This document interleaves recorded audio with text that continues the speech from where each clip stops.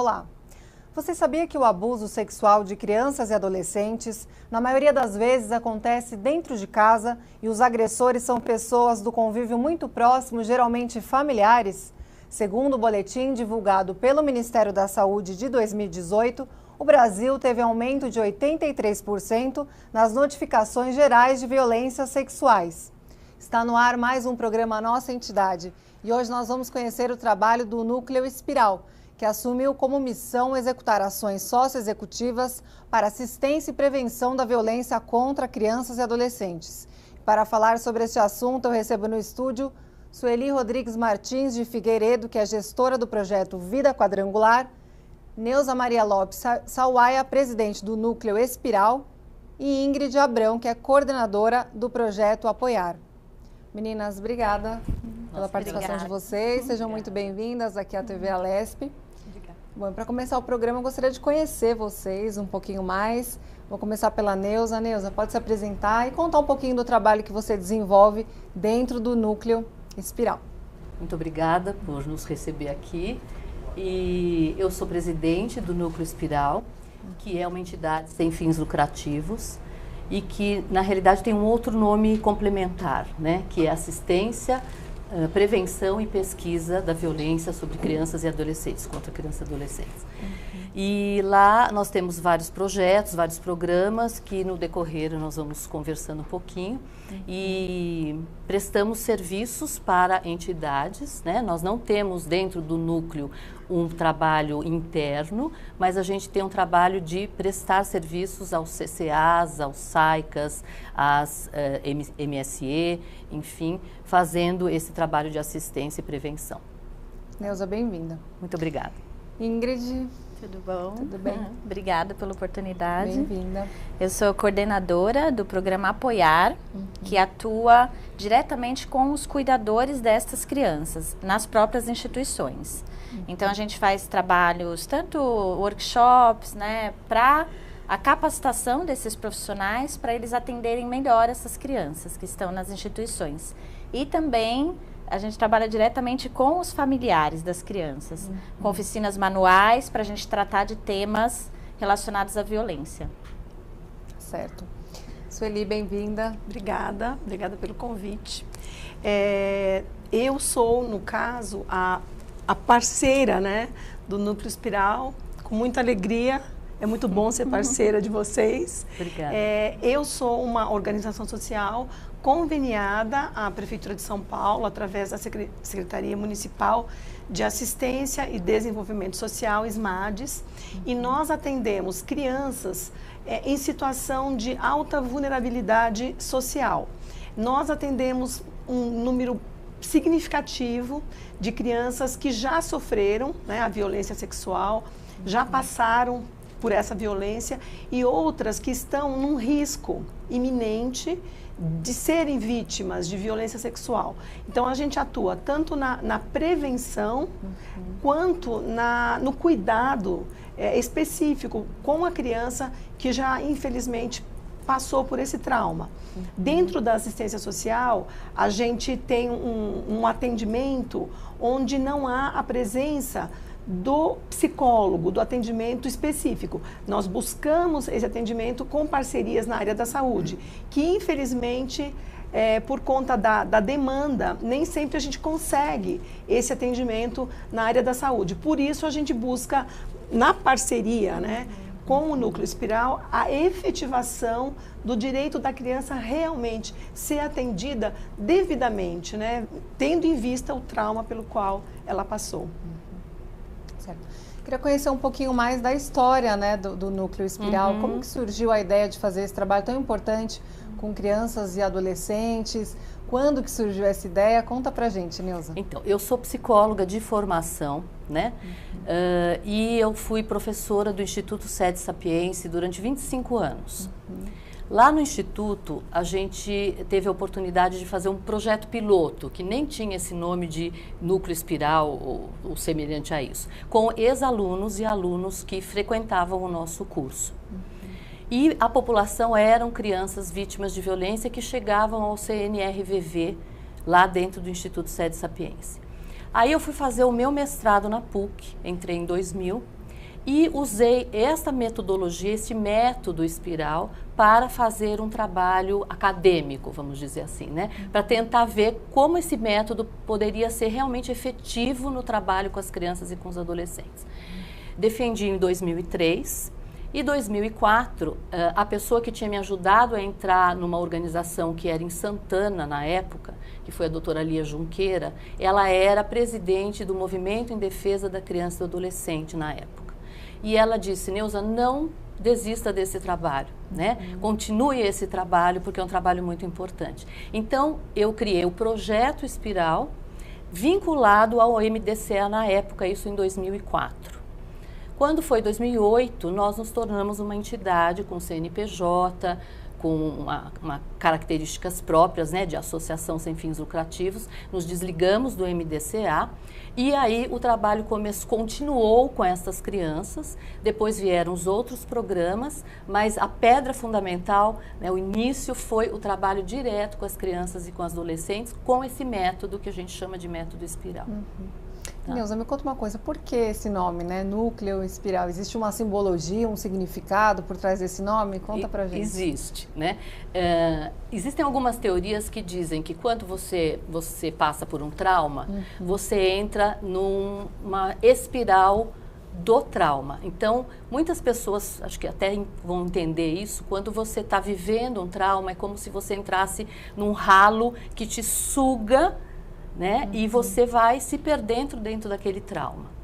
A espiral, ou o espiral contrário a esse, seria o espiral do desenvolvimento, né? Então, espiral é o que muitos autores dizem, né? Que contribui para que as pessoas possam crescer e se desenvolver. Então, eu achei que esse símbolo espiral era um símbolo muito importante, além do que, quando eu estava fazendo uma formação específica sobre trauma, eu achei conchas na praia que tem este formato de espiral, e se você olhar o logotipo do núcleo espiral, ele é formado por 5 conchinhas que foram na época fotografadas e agora já tiveram todo um trabalho em cima do logo, mas continua sendo essa forma espiralada, né? Que é a forma do desenvolvimento, é essa a ideia. Certo. Tá? Bom, e o núcleo ele tem alguns programas, né? Eu gostaria que a Ingrid contasse um pouquinho pra gente. Um deles é o Retocare. Queria que você contasse pra gente como que funciona esse programa dentro do núcleo. O Retocare é o programa que atua diretamente com essas crianças e adolescentes. Então, são atividades socioeducativas que vão trabalhando aspectos corporais. Então, começa com atividades desde os pés e vai subindo até a cabeça. Isso para ressignificar traumas que essas crianças possam ter passado através dessas vivências com o corpo, né? Então, esse método que a gente utiliza é o que a gente reproduz em todas essas atividades feitas com as crianças. Fora esse programa que é diretamente com as crianças, a gente tem o Apoiar, que eu já falei, né, um pouquinho, que trabalha com os cuidadores dessas crianças, porque a gente vê que também não adianta a gente só cuidar das crianças se esses cuidadores também não tiverem bem para cuidar delas, né? Então, é isso que foi abrindo esses outros braços, pensando em todo esse redor, né? Em todo esse contexto que a criança está inserida. Então, foram abrindo outros programas pensando nela. Então, começou essa atuação também com os cuidadores, que no caso... Quando você fala de cuidador, você está falando dos pais dessas crianças? Não, então, cuidadores a gente se refere a todos os que cuidam das crianças, tanto nas instituições quanto os próprios familiares ou figuras de referência. E dentro das instituições, os cuidadores também não são apenas os educadores, né, que estão ali para fazer uma atividade com aquela criança naquele momento. A gente entende como cuidadores qualquer figura que a criança possa ter de referência, de cuidado, de escuta, de acolhimento. E isso pode vir de qualquer pessoa que esteja naquela instituição, desde o motorista até a cozinheira, às vezes aquela que está limpando aquele ambiente, é aquela pessoa que a criança vai ter a confiança de falar alguma coisa que ela não se sente à vontade de falar para outra pessoa. Então, o nosso foco é trabalhar com todos os cuidadores das instituições e também com os familiares. Tá. E esse trabalho é feito por psicólogos, são profissionais especializados na área da educação, como que é isso?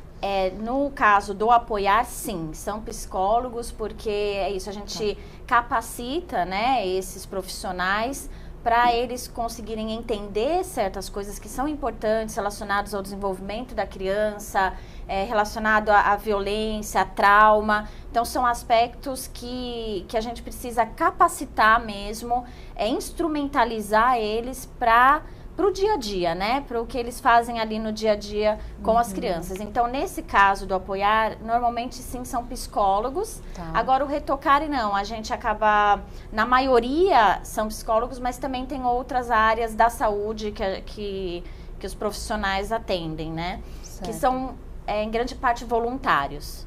São profissionais, pessoas, mas que doam o seu tempo para esse trabalho. Tá, inclusive, nós temos um vídeo da entidade, vou pedir para a gente rodar para o pessoal de casa entender um pouquinho melhor do que a gente está falando aqui. Tá, pode rodar. O Núcleo Espiral tem a sua base nos estudos sobre trauma e violência, que era o meu foco de interesse na época do meu mestrado.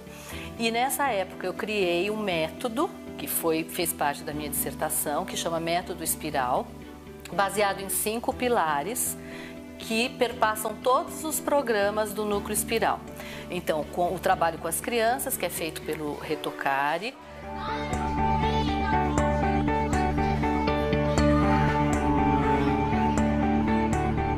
O trabalho com os cuidadores de capacitação, que é feito pelo Apoiar.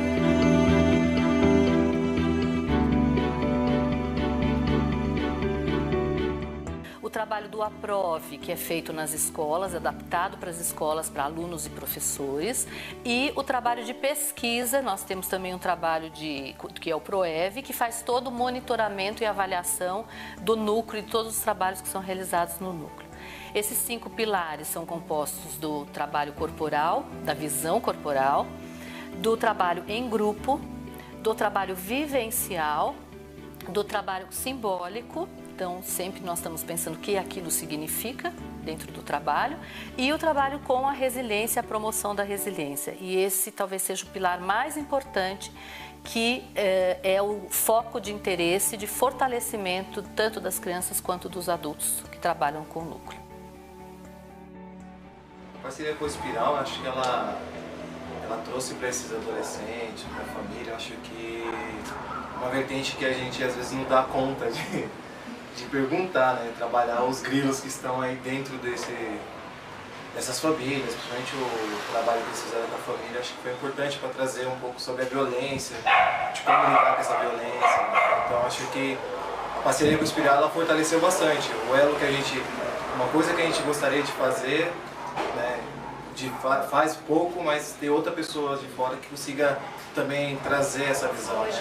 De forma diferente. Então acho que essa forma diferente do Espiral trabalhar com a família, acho que trouxe essa parceria melhor, fortaleceu bastante, acho que. É algo que tem sido muito especial para a gente, para o atendimento da gente com crianças e adolescentes em situação de alta vulnerabilidade social. Sem querer exagerar, realmente eles fazem um trabalho que trouxe uma grande diferença no cotidiano do trabalho da gente.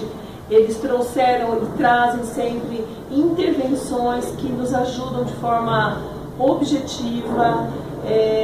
Realmente é um trabalho de excelência, de verdade, e tem contribuído de forma assim, decisiva, na verdade, para trazer, inclusive, muitas mudanças na nossa forma de trabalho.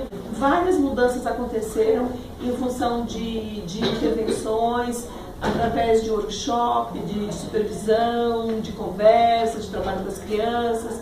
Enfim, foi um grande ganho ter o Núcleo Espiral aqui com a gente. Eu conheci o núcleo através dos workshops, das reuniões que eles vêm fazer aqui mensalmente. É muito importante ter esse feedback deles, porque é um trabalho num contexto de assuntos que têm a ver com o nosso público-alvo, crianças e adolescentes. Eles explicam, tiram todas as dúvidas sobre os assuntos de abuso, violência, e tem ajudado muito no desenvolver das atividades socioeducativas dentro do espaço.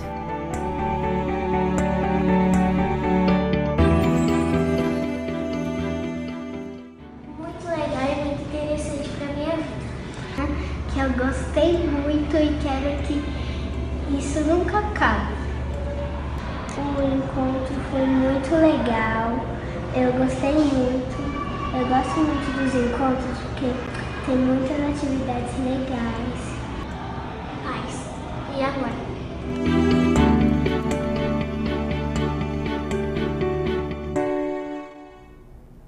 Muito legal. Bom, a Ingrid, então, estava contando para a gente um pouquinho sobre os programas, o Retocar e o Apoiar. O Retocar, então, é um projeto, quer dizer, um programa que é feito com crianças que sofreram um abuso ou que estão, de alguma maneira, numa situação aí de vulnerabilidade. Isso. Tem também o projeto Apoiar, que é um trabalho feito com os cuidadores, e tem também o PROEV e o APROVE. Queria que você explicasse um pouquinho para a gente como que funcionam esses programas dentro do núcleo. O APROVE é feito dentro das escolas, então também visando tanto trabalho com os professores diretamente, envolvendo capacitações, vivências, dinâmicas de grupo, também para instrumentalizar esses profissionais para atenderem melhor essas crianças.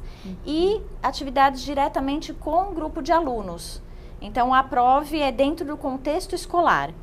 E a gente tem o PROEV, que aí trabalha com a pesquisa, relacionada a temas de violência também, né? E com o monitoramento de todas as atividades que são feitas pelo Núcleo Espiral. Isso é para ver se a gente está atingindo nossos objetivos, se a gente está alinhado com o que a gente propõe. Então, a gente está sempre revisitando para ver se a gente está realmente concluindo aquilo que a gente se propõe a fazer. Então, é uma coisa que é construída diariamente, e esse monitoramento é feito em todas as atividades, e esse respaldo é feito pelo PROEV. E temos também a Clínica Espiral. A Clínica Espiral são psicólogos que atendem em seus próprios consultórios, crianças que a gente encaminha, que a gente vê que precisa de um atendimento individualizado por alguma situação de violência que ela tenha passado, ou até mesmo adultos ou familiares dessa criança. Então, quando a gente vê a necessidade, a gente encaminha para a Clínica Espiral. Certo. Falando um pouquinho mais da Clínica Espiral, eu queria que a Neuza explicasse para a gente como que funciona, quando que nasceu essa clínica e como que funcionam os atendimentos que vocês têm dentro dela. Então, a clínica, como a Ingrid falou, é dentro dos próprios, a gente chama de clínica porque o encaminhamento, tá, é feito pela via espiral, via núcleo espiral.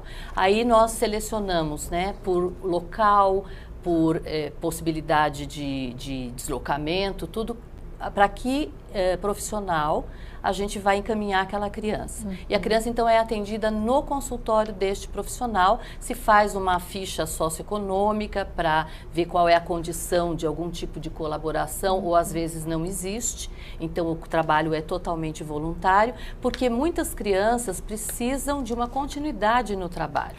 Então, nós começamos a ser muito solicitados, mas se vocês não conseguem continuar atendendo essas crianças, então a clínica é o elemento mais novinho, ele é o programa mais novinho do Espiral. Os demais já têm mais tempo de atuação, a clínica está com 3 anos, mais ou menos, de atuação.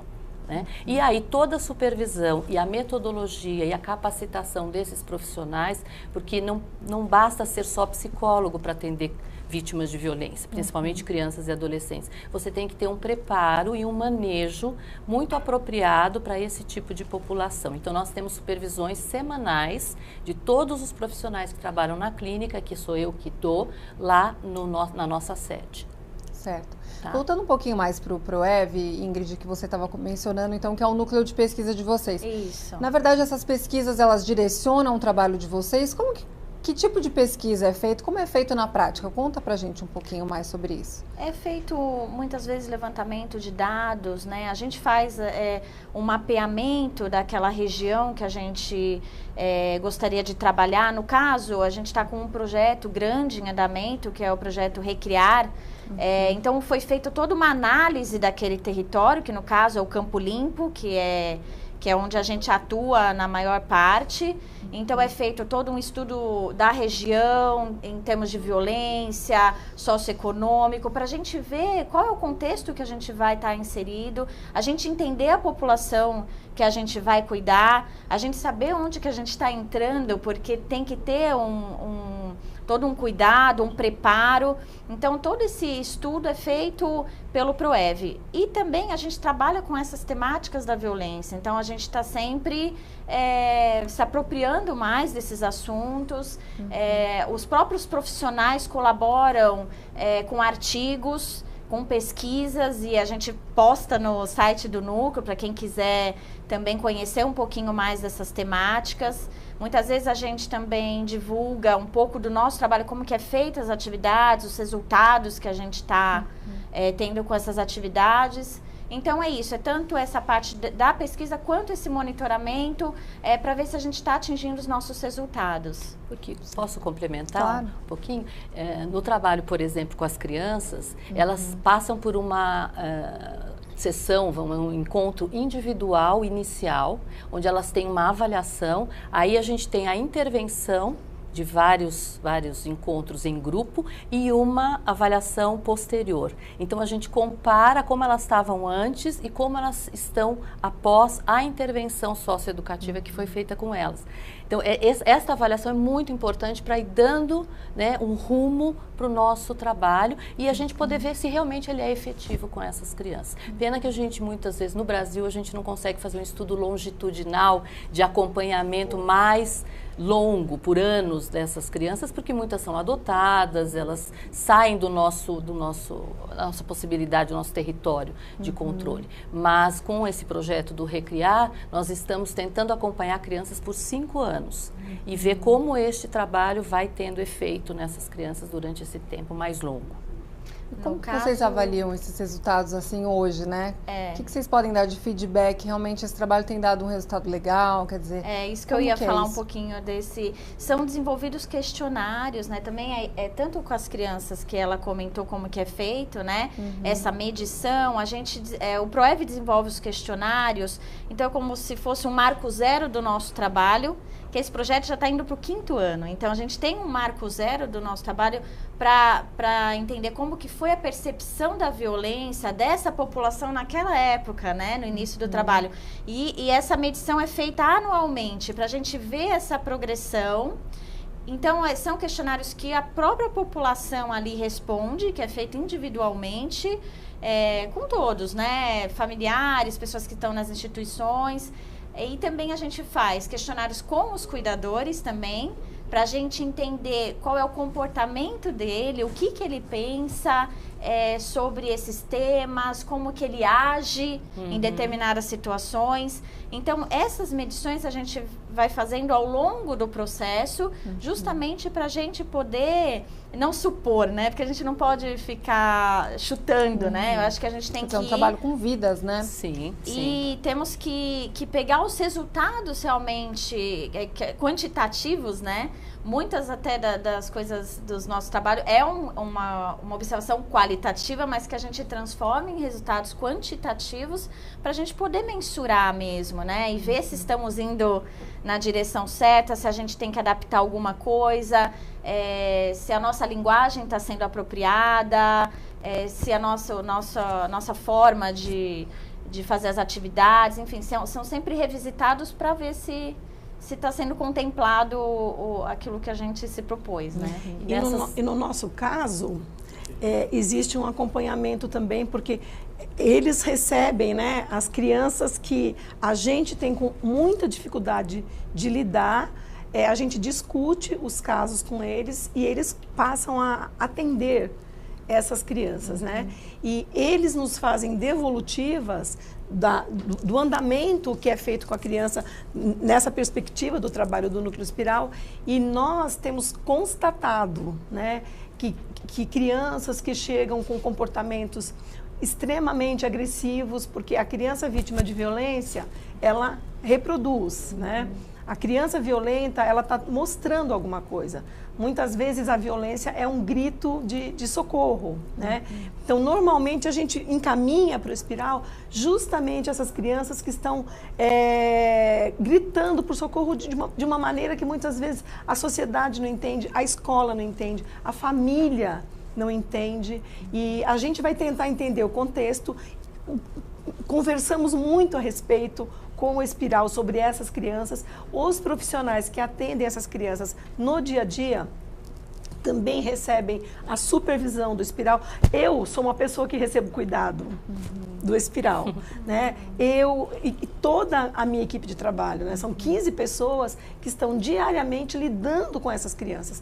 E, na verdade, em função de cuidar do vulnerável, muitas vezes nós também nos colocamos na posição de vulneráveis, né? Juntamente com a família, que no nosso caso também é atendido pelo espiral. Nós temos uma reunião mensal, onde as famílias também têm um espaço para atendimento direcionado, específico. A gente já procura chamar justamente aquelas famílias que têm um perfil mais violento, que vivem em áreas mais violentas e que acabam, né, sendo vítimas da própria violência. Então, na verdade, isso que é estudo para eles acaba sendo a nossa prática. E em 5 anos de parceria, né, a gente consegue mensurar, visualizar crianças que realmente tiveram mudança de comportamento, famílias que acabam tendo uma mudança de comportamento significativa. Então, para a gente são dados bem reais, né?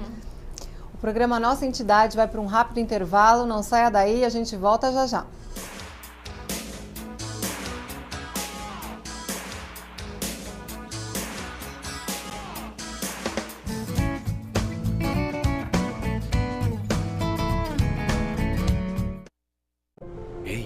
Eu queria poder falar com você, te falar desses últimos meses e como tudo tá melhor. Eu percebi que viver é incrível, mais do que eu imaginava. Ser pai era um sonho e você me permitiu presenciar o nascimento da minha filha. Foi lindo. Pintei o quarto dela exatamente como imaginei. Antes de você, eu tinha medo de não conseguir estar presente quando esse momento chegasse. Queria te contar que por sua causa eu pude viver tudo isso. Provavelmente outras pessoas por aí querem te falar muita coisa também. Acho que você teria orgulho. Não só por mim, mas por ter feito algo tão nobre por pessoas que nunca viu. Eu só queria dizer obrigado. Obrigado por me dar mais tempo com a minha família. Obrigado pela sua doação de sangue. Doe sangue regularmente. Tem sempre alguém precisando de você. Procure o hemocentro mais próximo e seja um doador.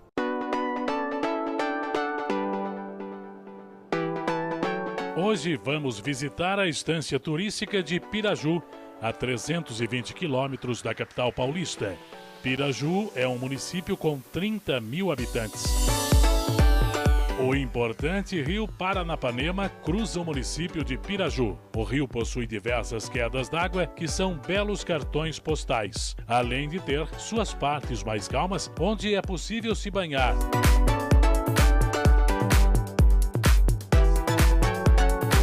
Nas águas do rio Paranapanema são praticados diversos esportes de aventura, como a canoagem, boia cross e rafting, tendo formado diversos atletas que disputam em competições internacionais. Seja na correnteza ou na represa, o rio Paranapanema em Piraju reserva grandes momentos de lazer e diversão.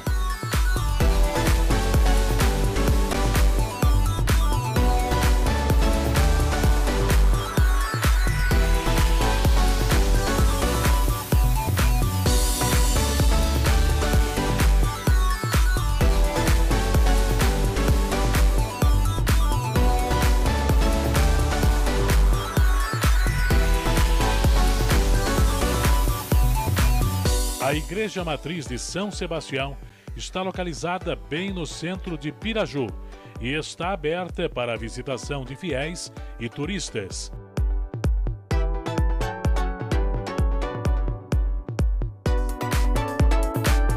Visite Piraju e navegue nas águas do imponente rio Paranapanema.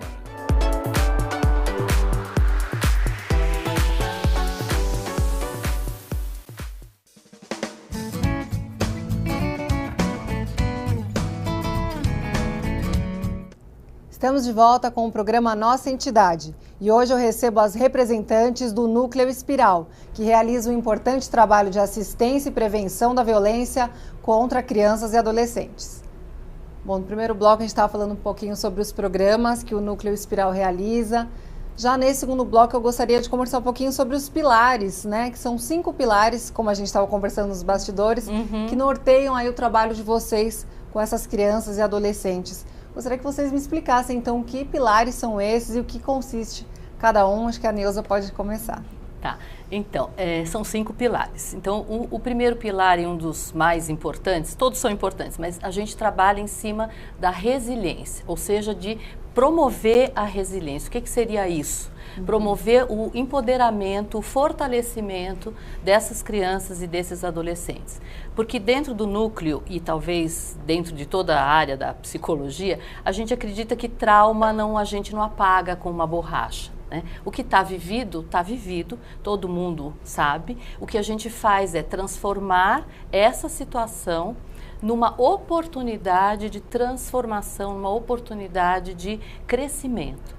Então, quando até estamos falando das avaliações, a gente avalia habilidades de resiliência nessas crianças. Uma coisa muito interessante, existem 2 habilidades das avaliadas onde as crianças melhoram muito. Uma é a autonomia. Então, as crianças se tornam mais donas de si próprias quando elas passam por esse trabalho. Muitas vezes elas não acreditam mais nelas depois que passaram por um trauma. E elas retomam isso. Né? Isso é bastante importante. E outra habilidade seria a competência social.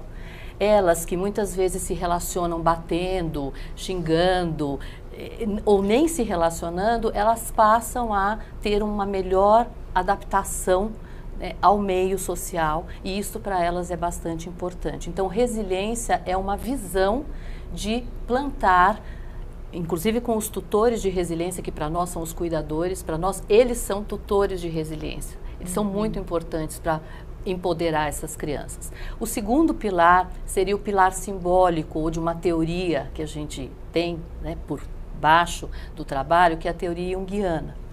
Então, por que é um trabalho simbólico? Porque, na realidade, o nosso olhar é de tentar entender o que aquilo significa, o que aquela situação significa. E até estávamos conversando nos bastidores, até tem um exemplo para dar para vocês, que por exemplo, quando uma criança pegou um cachorrinho da rua e levou para dentro da casa, do abrigo onde ela estava. E começou a dar banho, de esguicho, saboar aquele cachorrinho abandonado. E uma pessoa que estava lá disse, olha, você não pode fazer isso, põe esse cachorro para fora, porque aqui dentro não é permitido animais. E esse menino teve que tirar o cachorro de dentro e entrou no abrigo e começou a quebrar tudo que ele encontrava pela frente. E nós, em supervisão, exatamente em reunião com os cuidadores, fomos tentar entender o contexto que aquele menino estava, o que ele estava vivendo, simbolicamente, o que aquele cachorrinho, né, abandonado e pego por ele para ser cuidado, estava significando para ele. E isto poderia talvez ter sido abordado de uma outra maneira, claro que não deixando o cachorrinho lá dentro, na medida em que não podia ficar lá, mas tomando aquilo como uma possibilidade de fazer com que esse menino cuidasse de algo que seria de dentro dele mesmo. Então, essa visão simbólica é um outro pilar extremamente importante para nós. Depois, tudo que nós fazemos é em grupo. Então, o pilar do grupo, do trabalho em grupo com as crianças, com os cuidadores, é importante porque este feedback grupal, esta troca do outro, do olhar do outro, a gente acredita que isso faça muita diferença na vida dessas crianças e desses cuidadores. Depois, o outro pilar é a vivência. Na realidade, aquilo que a gente vive, a gente não esquece mais. Aquilo que a gente decora, a gente pode esquecer, mas aquilo que a gente vive, a gente não esquece. Então, todos esses profissionais, eles são muito importantes para criar nessas crianças uma nova abordagem, uma nova visão. Muitas crianças têm medo dos adultos, porque os adultos, para eles, significam ameaça ou significam dor. E aí, com essa oportunidade, eles podem refazer esse contato com essa figura de cuidado. E o último, que seria exatamente essa abordagem corporal, que a Ingrid já comentou, porque, na realidade, muito do trauma, ou grande parte do trauma, fica inserido na memória corporal, fica no corpo. O primeiro lugar que sente a ameaça é o corpo. E se a gente puder fazer desse corpo um terreno mais favorável e um terreno positivo, nós vamos estar ressignificando esse estar no mundo dessas crianças e desses adolescentes e desses cuidadores também. Então a gente leva esses 5 pilares para todos os trabalhos que a gente faz, seja com as crianças, com os adolescentes e mesmo com os cuidadores. Certo. Sueli, como eu li mesmo nos dados da abertura, a gente teve um aumento, né, de 83% das notificações gerais de violências sexuais contra crianças e adolescentes aqui no nosso país. Eu queria que você dissesse pela sua experiência, né, de estar tão próxima dessas crianças, o que tem contribuído realmente para que esses números estejam assim nessa crescente? E o que na sua visão é preciso fazer para que a gente possa realmente combater e resolver esse problema? Infelizmente, na prática, a gente também percebe um aumento muito grande no número de crianças vítimas de violência. O que a gente percebe hoje é uma situação de desproteção. O maior número de crianças que acabam sendo vítimas de violência, na nossa prática, são crianças que não têm o cuidado da mãe durante todo o tempo, são famílias onde normalmente a figura do pai é ausente, então é a mãe que tem que cuidar, tem que trabalhar. Essas crianças também vivem em territórios mais violentos, a exposição dessas crianças é muito grande, é uma situação de desproteção mesmo, né? As crianças que estão conosco, elas geralmente chegam porque foram vítimas de algum tipo de violência, nem sempre é sexual. Pode ser também a violência física, o abandono, a negligência. São casos que vêm através do CRAS, Centro de Referência da Assistência Social, que vem através dos conselhos, né, dos conselhos tutelares, até da vara da infância, por conta de que a criança já foi vítima de alguma violência. E quando você passa a atender essa criança, você acaba entrando na vida dessa criança. E muitas vezes você acaba encontrando, além de todas essas violências, a violência sexual realmente, né? Que acontece no ambiente onde a criança está inserida. Muitas vezes alguém da família ou vizinhos, ou pessoas que muitas vezes estão como cuidadores, a mãe não tem com quem cuide e deixa para ser cuidado por um vizinho, por alguém, e a criança fica exposta a muitos riscos. E por conta da situação econômica, né, essa mãe ela não tem um controle total da vida das crianças. E a criança ela muitas vezes não sabe lidar com isso, né? Ela se sente culpada, ela não consegue pedir ajuda. É muito difícil para uma criança chegar para um adulto e falar que ela foi vítima de violência sexual, porque ela muitas vezes sequer entende que ela está sendo vítima. Muitas vezes a criança acha que ela é culpada. E no ambiente de proteção, no caso de um CCA, que oferece a proteção social para a criança, ela vai fazer o vínculo que vai acabar dando para ela a segurança de pedir ajuda. E ela pede ajuda de diversas maneiras. É no socioeducativo, é no lúdico, é no contato com o cuidador, que acaba se tornando uma referência para ela, que ela tem coragem de pedir socorro. E que ela, de alguma forma, acaba expondo a dor dela. Só que o CCA não daria conta, sozinho, de tratar, porque a criança precisa de um tratamento específico quando ela é vítima, né, desses traumas. E é nesse ponto onde a rede de serviços, a rede pública de serviços, né, infelizmente não oferece o atendimento psicológico, né? Então, quando a gente detecta uma criança que está passando por uma situação dessa, a gente recorre, né, a essa parceria. A gente, é óbvio, né, a gente também faz o contato com a UBS, porque a assistência social ela trabalha, né, junto com a saúde, mas a saúde, ela não tem, a UBS não tem um psicólogo que vá atender clinicamente essa criança. As famílias, infelizmente, também necessitam de cuidado. A mãe que descobre que a filha dela foi vítima de violência sexual por conta do vizinho que mora no mesmo quintal dela, ela também é uma vítima dessa violência. E é onde o serviço do Espiral entra e atende a criança que foi vítima, a família que foi vítima e os profissionais que acabam se envolvendo, porque a gente se envolve demais na vida dessa criança, né? A criança entra na vida da gente, a gente entra na vida da criança. E quando você não tem um respaldo para dar conta disso, a gente também passa a sofrer das dores juntamente com essa criança. E quando o Espiral chegou, ele trouxe justamente esse respaldo, né, desse trabalho em equipe, porque no caso, o trabalho que eles fazem conosco é feito com todos os profissionais, da cozinheira, da pessoa que trabalha na limpeza, até a equipe técnica, que no nosso caso são assistentes sociais, né? Então, realmente, essa criança que não encontraria em outros espaços, né, perspectivas nem possibilidades de gritar por socorro, ela acaba encontrando um espaço onde ela pode falar da dor dela. E quando a criança se sente protegida nesse ponto, a criança fala. De alguma forma, a criança vai falar, de alguma forma, a criança vai trazer para a gente a necessidade que ela está sentindo de falar a respeito e de pedir ajuda. Isso ali justamente pela criança ter essa dificuldade de verbalizar essa situação em que ela está passando por vergonha ou até por medo de uma possível retaliação. Existem sinais que normalmente essas crianças costumam apresentar, até para que o pessoal de casa fique sabendo, né, uma maneira da gente informar, quer dizer, acendeu aí um sinal de alerta, um sinal vermelho. Que tipo de comportamento essa criança começa a apresentar que é importante que os pais, enfim, os cuidadores, comecem a ficar atentos de que alguma coisa está errada?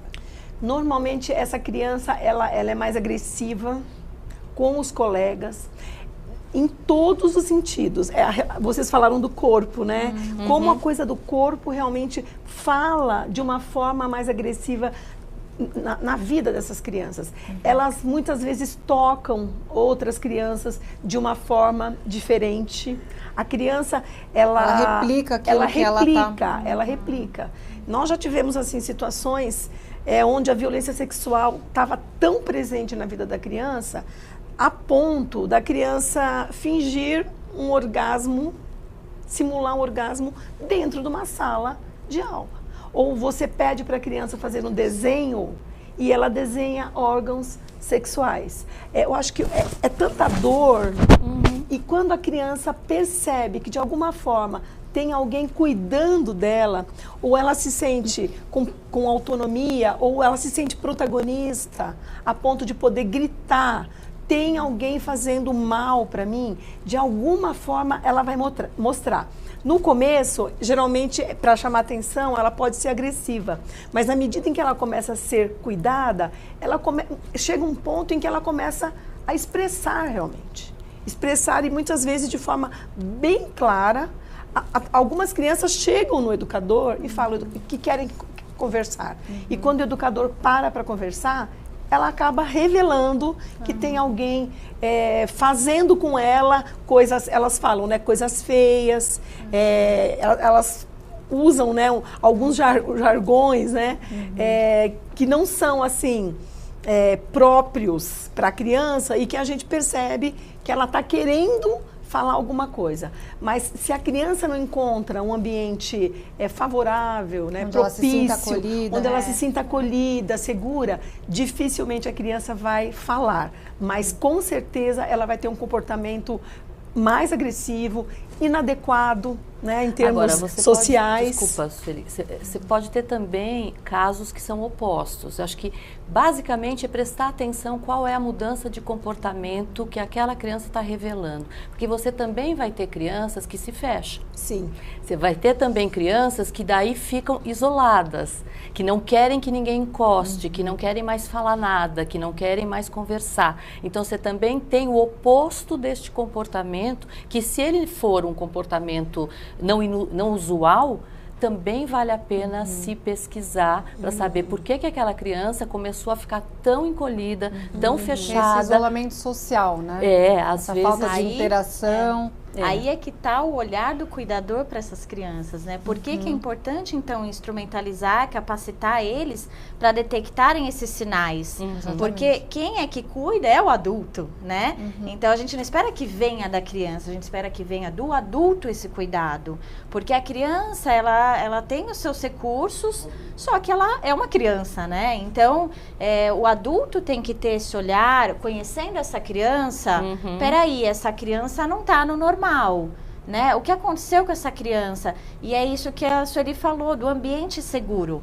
Quando ela se sente cuidada, quando ela se sente acolhida, respeitada, ela se sente à vontade, vinculada a ponto de poder se abrir, de poder falar. Então, por isso que a gente trabalha com todas essas... Né, o redor todo dessa criança, tanto as famílias quanto os cuidadores, para criar esse ambiente favorável. Porque ela precisa encontrar em algum lugar, né, uma figura de referência, um lugar que ela sinta que ela pode expressar isso e que ela não vai ser violentada novamente. Se a violência está em casa e ela vai para o CCA e lá ela se sente segura, lá ela vai poder dizer. Então, é por isso que os cuidadores também precisam ser cuidados, para que eles também não tornem a violentar essa criança, porque às vezes também a falta de escuta pode estar violentando novamente essa criança. A falta de acolhimento, a falta de cuidado é novamente essa violência. Então, vamos cuidar e fechando essas brechas em todos os ambientes, tanto na escola também. Sim. Às vezes é o professor... O professor é um termômetro importantíssimo na escola. E criança... que o professor é um cuidador também. Sem dúvida. Não é só um transmissor de conhecimento, né? Não é só, esse é meu papel, eu só vou passar isso e pronto. Não, ele está ali também como um tutor de resiliência. Referência. Uma referência e responsável por aquela criança naquele momento, né? Sim. E a violência, ela é muito replicada, né?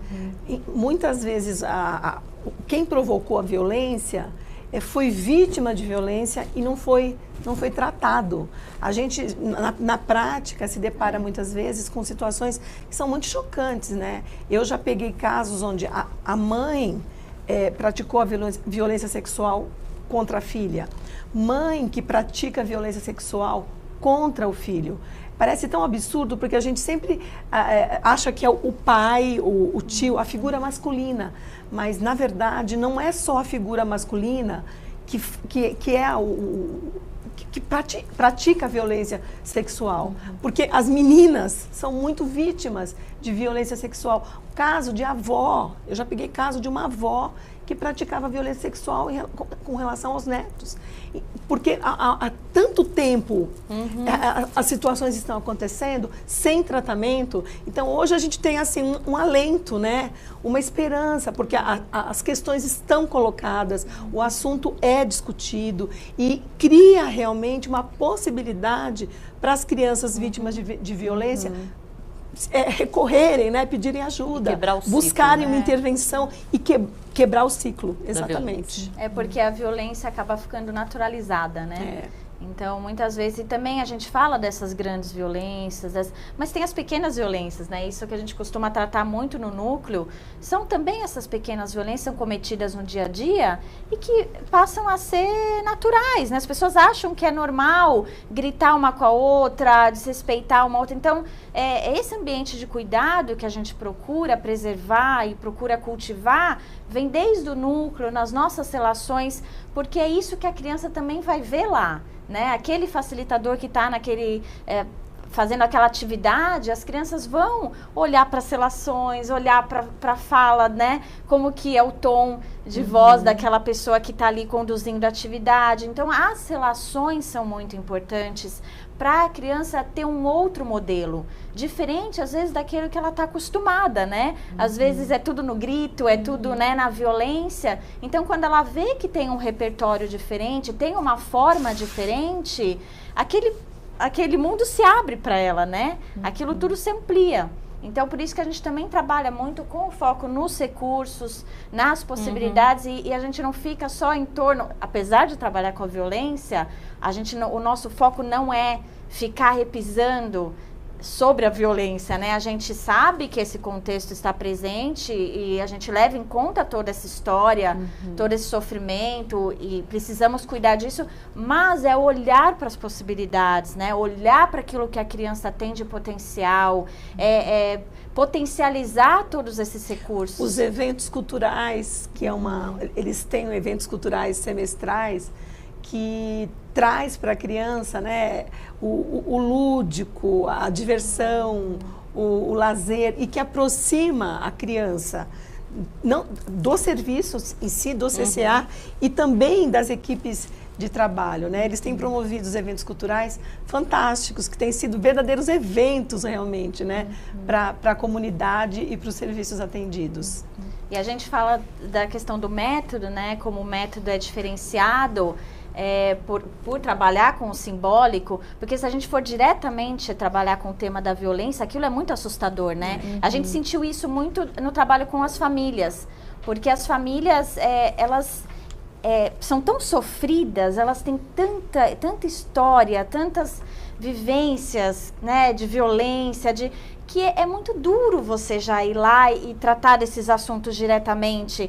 Elas não querem, né, tocar. Elas se defendem, a priori. Elas se defendem. Então, qual que é o viés que a gente procurou trabalhar? Vamos começar com atividades manuais, porque através da construção ali, elas vão tocando nesses assuntos de uma maneira mais leve, tranquila. Então, elas acabam entrando, a gente acaba tocando nesses assuntos sobre violência, discutindo, só que de uma outra forma, né? E Neuza, falando um pouquinho da parte de recursos, como que a entidade se mantém? Quais são as necessidades que vocês têm hoje, né, no quesito recursos financeiros? E falando também da parte do voluntário, até para que o pessoal que está em casa, que se identificou com o trabalho, de repente quer contribuir, como que faz? Bom, recursos são sempre problemas para a entidade de terceiro setor, né?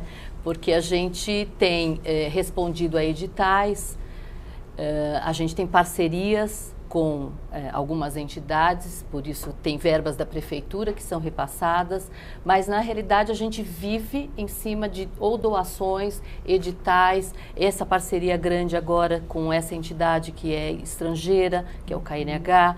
Então é isso que nos mantém, e todo o voluntariado, toda a boa intenção dessas pessoas que estão lá, dando um pouco do seu tempo e se beneficiando também, porque isso também traz para cada um de nós tanto aprendizagem, porque a Ingrid estava falando, às vezes um pai ou uma mãe não sabe que se ele falar, você é um burro, falar para uma criança, você é burro, você não vai ser nada na vida, né? Isso é uma enorme violência, porque já joga a autoestima daquela criança no chão e provavelmente ela não vai ser nada na vida mesmo, né?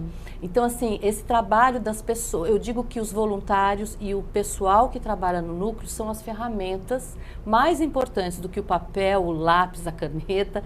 As pessoas que trabalham no núcleo são as ferramentas que a gente tem para transformar os outros, né, ou outras crianças e os adolescentes. Mas a gente vive em situações bem complicadas. Em termos financeiros, não é fácil. E quem quiser contribuir, como que faz? Então, no nosso site, nós temos ali a colocação do qual é o banco, né, a conta, e aí as pessoas podem fazer depósitos e contribuir, que vão ser muito bem-vindos. Tá certo. Meninas, obrigada pela participação de vocês. Obrigada. Passa rápido, né? Nossa, rápido, Mas muito obrigada, foi muito bom, deu para o pessoal aí de casa conhecer um pouquinho o trabalho de vocês. Tá bom. O programa Nossa Entidade fica por aqui. Muito obrigada pela sua audiência e até o próximo programa.